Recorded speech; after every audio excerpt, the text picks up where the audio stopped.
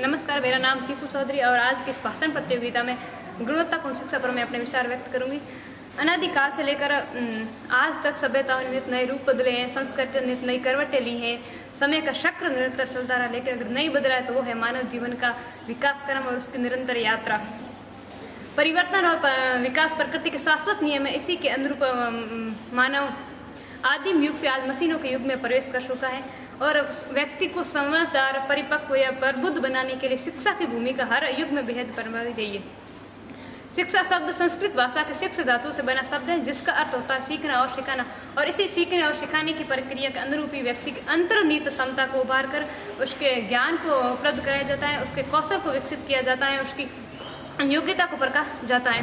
प्राचीन काल से लेकर आज तक शिक्षा के वास्तविक स्वरूप, इसके लक्ष्य और इसकी वास्तविक उद्देश्य पर चर्चा होती रही है। भारत के ऋषि मुनियों ने भी साव विद्या साव विमुक्ति का वाक्य दिया था, जिसका अर्थ होता है कि वास्तविक शिक्षा वही है जो हमें मुक्ति से हमें मार्ग प्रदान करे, और इसी के अनुरूप किसी भी बेहतर समाज के लिए या किसी भी बेहतर देश के निर्माण के लिए एक सुशिक्षित नागरिक की भूमिका महत्वपूर्ण रहती है।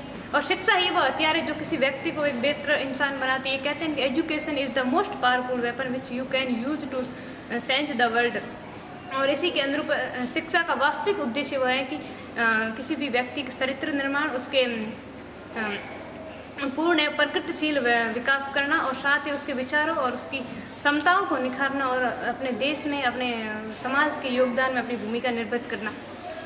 महात्मा गांधी जी ने भी कहा था कि किसी भी बालक या व्यक्ति के विकास से मेरा तात्पर्य है कि उसके शरीर, उसके मन और उसकी आत्मा का सर्वोत्कृष्ट विकास है। और इसी के अनुरूप हम क्या करते हैं कि शिक्षा को साक्षरता का प्राय मान लेते हैं, लेकिन साक्षरता शिक्षा बहुत भिन्न है। साक्षरता का अर्थ होता है कि विद्यालय में सीखी गई गणितीय, मान या अवधारणात्मक समझ है, किसी भी सब्जेक्ट जैसे गणित है, विज्ञान है, सामाजिक विज्ञान है या राज्य व्यवस्था, इन सब की अवधारणात्मक समझ से।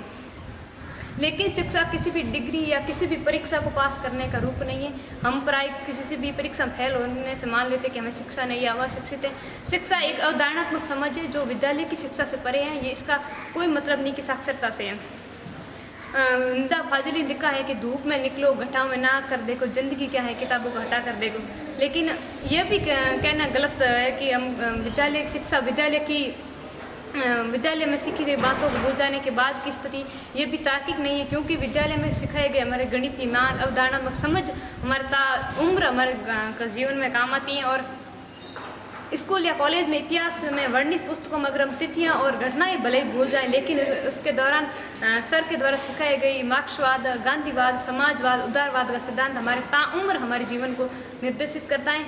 भूगोल में विस्तार से समझाया गया खगोल शास्त्र, मौसम विज्ञान हमारे पूर्वाग्रह, अंधविश्वासों, अज्ञानताओं से हमें निजात दिलाता है। और इसी के भी सर के द्वारा सिखाए गए पर्यावरणीय सिद्धांत हमारे आज के इस वर्तमान के युग में जलवायु परिवर्तन और ये पर्यावरण प्रदूषण में हमें अपने प्रकृति के अनुकूल जीवन व्यतीत करने या जीवन शैली को अपनाने में भी प्रेरित करता है। और किसी भी व्यक्ति के चरित्र का निर्माण की आधारशिला है वो विद्यालय में ही रखी जाती है। सर के द्वारा सिखाए गए अनुशासन, नैतिक मूल्यों, ईमानदारी, समानता, आदर्श का भाव, भातृत्व का भावना, ये सभी मूल्य किसी भी व्यक्ति के व्यक्तित्व को निखारने और संवारने में भूमिका महत्वपूर्ण निभाते हैं। शिक्षा समाज का दर्पण है, तुम इसकी मूर्त यूं मानो। शिक्षा समाज का दर्पण है, तुम इसकी मूर्त यूं मानो। रश्मियाँ उम्मीद की तुम सूरज की सूरत यूं मानो। तुम करणदार, तुम उद्धारक, तुम करणदारक, तुम नव निर्माता राष्ट्र के उन्नत करने को बाल वतन का तुम जरूरत यूं मानो। उन्नत करने का बाल वतन को तुम जरूरत यूं मानो। आज डिजिटलाइजेशन के युग में एआई का विकास अपने सर्वोत्कृष्ट पथ पर है और भारत भी अन्य देशों के साथ अपने भी विकास, एआई के विकास में सहयोग दे रहा है। अभी हाल में प्रधानमंत्री नरेंद्र मोदी जी पेरिस में एआई ग्लोबल समिट में भाग लिया था और अपने भारत के लिए 3 ट्रिलियन अर्थव्यवस्था या इकोनॉमिक में अपने ये सहयोग रहेगा। लेकिन एआई अपनी उपयोगिता और कुछ चुनौतियों के साथ